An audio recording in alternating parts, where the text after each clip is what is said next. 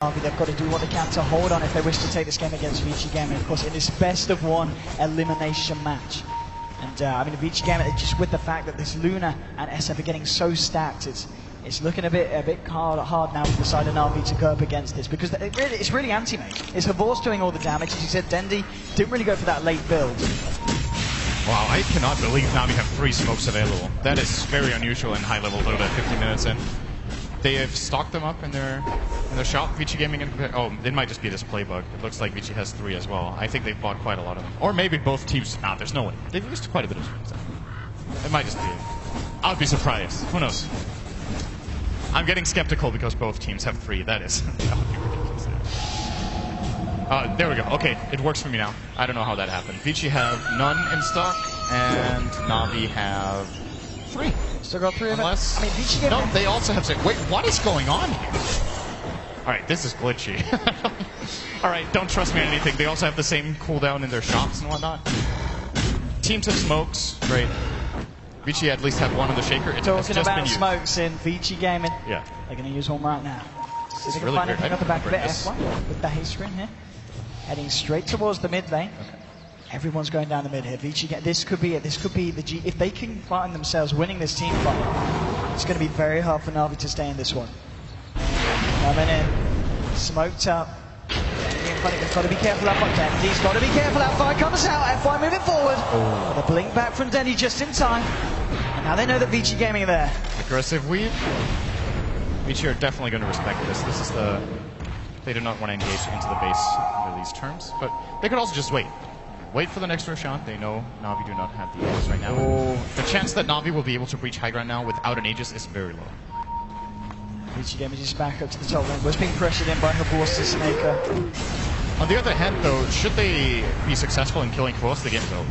So, there's no buyback for a good, what's that, 3.5 minutes? 3 minutes or so? Yeah, I agree that, yeah. It's just under 4 minutes still on the cooldown of Havor's buyback. So. Still a fair few minutes, but Na'Vi are in a very, very dangerous position. And especially with the way that they're playing, in the sense that we do see Havor's Snaker regularly go to that top lane on their own to push it back out. If Vici Gaming can kind of capitalize on that overextension and catch him out, it's going to look very, very rocky for Na'Vi. But 50 minutes into the game, Na'Vi certainly still holding themselves in this one. And Vici Gaming not yet able to push the game over the edge. Super with his newly purchased Daedalus is critting for about 1,000. With the Luna Aura, I believe there's no Wolf involved right now. How did lose the Wolf in the base push earlier. He might want to try to get a new one. It does make a pretty big difference. There actually is one in their jungle that they can grab right now. But, oh well, he has Satanic, so never mind. He can't do that anymore. At this point of the game, obviously, as important as this game is, both teams, they're playing very careful now. You can just feel it. We're not really seeing Vici go for any full-on high ground pushes at the moment. They're kind of waiting out to see if Na'Vi overextend, come out of the base themselves, and they're starting to make movements out. And as you said, yeah, Roche back up in a minute. That's going to be the point where we maybe see a bit more action come out from both sides. So here's the problem. Na'Vi don't really have a great carrier for this Aegis because Kvos needs all his item slots.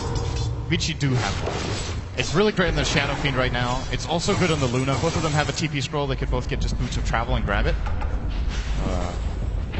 That's just not as impactful a hero on Na'Vi, but at the same time, they just can't let Vici Gaming get it, I think. It's more than likely going to be the end of the game if Powell or Super gets an Aegis and they just 5-man down mid. Again? Especially How. If he just frontlines these tier 4s, the bouncing blades will very quickly bring them down. I mean, that is the thing. If Na'Vi lose one team fight, the pushing power of Vici is just going to be too much, and the base is going to be destroyed. You've got an Aghanims now on Rubik. And there's a lot of very tasty spells to steal with it. Obviously, the Weave's nice. The Laguna Blade as well from Dendi is going to be very, very effective if Rubik's able to get his hands on it in these fights. Of course, F1's a very renowned Rubik player. I'm sure we'll see him get the big steals off when it counts. Indeed, Roshan's up. We'll see who's going to get the first sniff of it and head themselves in. Double damage as well. Wow. Again, it's that rune. Whoever finds himself here. Vici Gaming. You give this to Shadow Fiend, he's going to make really quick work of it. He already has the Daedalus. His crits are going to be extremely high. Luna Aura. They're not going straight cautious. if they knew this, they could probably just snipe it right now. Like, the time it would take Na'Vi to cross over, they would lose the rush. They're playing it safe. Now, this ward they have in the middle lane is going to spot Faust and Soneko. But there is, of course, always the risk of a relocate to get them in position. And they just don't know where Dendi is right now. They don't know where Monica is anymore. He's in the trees. Yep. Oh, that's new. He's been hanging out a lot with Forest this game. Okay, they're going to go for Roche, and as you said, still with that duration of the double damage. 1350 crits. And they're going to make such short work of it here, and I don't think there's any way that Na'Vi can stop it. Already down to half health.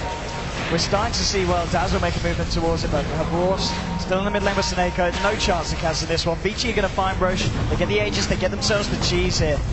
And Artstar, that's jumped up by the Fisher. In a lot of trouble as Vici converge onto him. We'll get the weave out.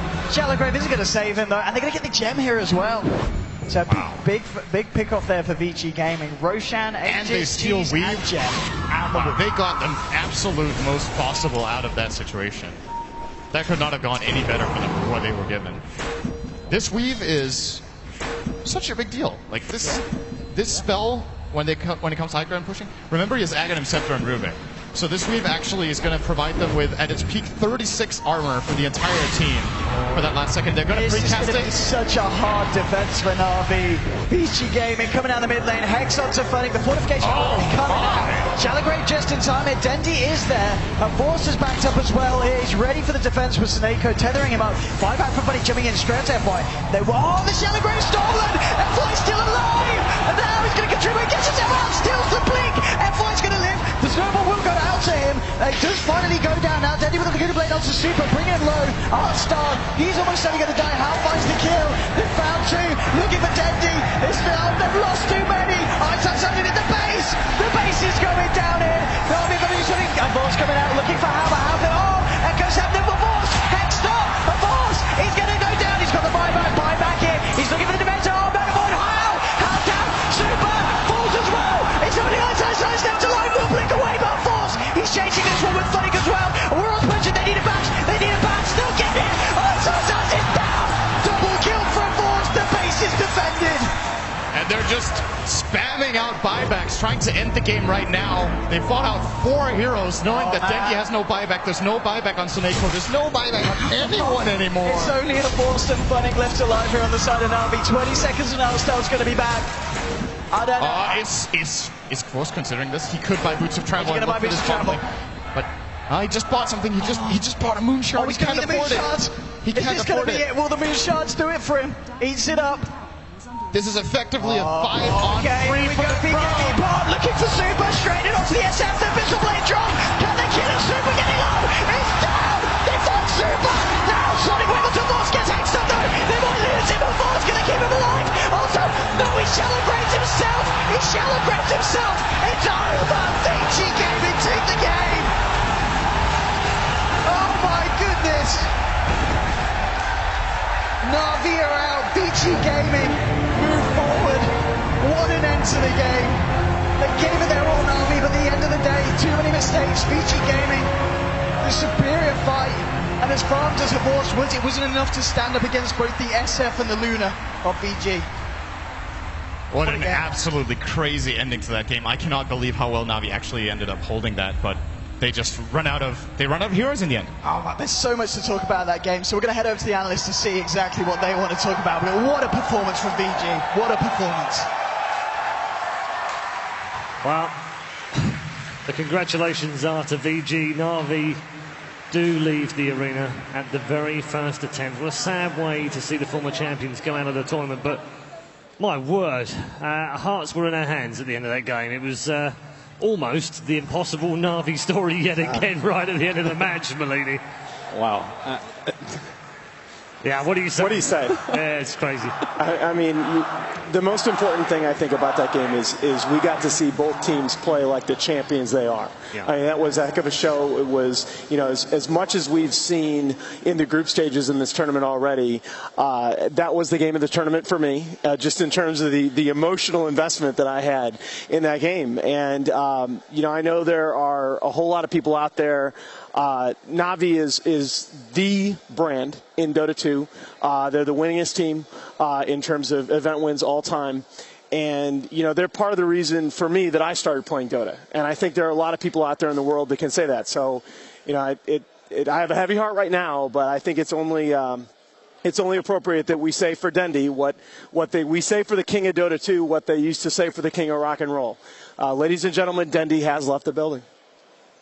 Yeah. What a game. It was, for me, a combination of heavy fight, CAS Dota, but at the same time also strategy coming in from VG Gaming. I actually think VG Gaming kind of beat Navi at their own game. At least that's what it felt like. Fighting from the very start, making sure super aggressive, didn't give anybody a time to farm and actually catch up until Suneko, of course, reached level 6, and he made sure that there was some space for Havos's anti-mage, but overall, I think VG Gaming just played that really well. And welcome to the desk, by the way, you. Shiva, because, you know, it's such a crazy end to that match. We didn't even have time to reintroduce Alan and Shiva for the first time. It's great to have you back on here. Thank you. We do have the end of the game, and I think it's probably a fitting way to close out the game with the final shots of Navi's TI5. It isn't the TI5 that either they or their fans would want, and it ends up with a very small but important mistake. This is the first time I think I've seen Navi like buckle under pressure. First with the failed relocate by Suneko to save anti-mage, and then Havos is under pressure, he gets sheeped up, and then art style Shallow Graves himself. Poor Artstyle, by the way. He ended 0-7-0 in that match. Yeah. Either way, they would have lost this one. Yeah. I think that's right. Yeah, it becomes almost incidental in a way, but honestly, they played great just to extend it. Yeah, but it's a good summary of why they didn't go any further in this tournament at the end of that match. It's sort of like well, there's the signpost for it, I suppose. I was quite mean to them before the game and said that, they've been surprisingly bad. There's no escaping the fact that they were the champions. You've said they're the pin-up poster boys of Dota 2. And they're going home in the bottom 4. You can't escape that. Right. No, there's no getting around that. I mean, there are a lot of fans today, a lot of Dota 2 fans that are very disappointed. I mean, you could hear that arena. You could hear that crowd getting behind Navi, and there's a reason for that. And I really do believe that Navi will still be a presence in this scene for as long as there is Dota 2. And I thought Sin did a great job in that match framing the action, talking about the window that Navi had, and I thought they made some great plays to extend that window. I thought there were some insane relocate plays to take that bottom racks to really maximize Navi's window in that game. But at the end of the day, VG Gaming rolled the dice and drafted a super greedy lineup. And Navi just wasn't able to punish them enough. At the end of the game, when you have a Shadow Fiend, when you have a How Luna, when you have a Queen of Ice, Queen of Pain that have all been farming, you're not going to beat that in the late game. And I think Seb was dead on point. Yeah. Seb, your final thoughts on the game as we get ready to move on to Game 3? To me, it felt like they had no game plan, because obviously the game plan early on is dodge fights, get the anti-mage to farm. You have a lineup where you have with Dazzle Tusk, those heroes, they don't do damage. They just help someone to actually do better in the team fights, and that someone was the anti-mage, because Lina's going to use the ulti, and that's pretty much it, at least for the first opening. And that anti-mage, he had a window at some point. I don't really like the way he itemized, but that's personal. But they wanted a super battle-oriented anti-mage, that goes for MKB when they get the butterflies, goes for the basher. And there was this very moment where he got caught, and Suneko was behind him, and he could relocate him. And that was actually the play, I guess, because Kovos was farming aggressively, but that's what he needed to do the whole game, right? That's how they got a Rax. Yeah. And then he did not relocate him for a reason or another. I don't know what happened. And then he was on CD buyback when he was supposed to be aggressive, and he couldn't.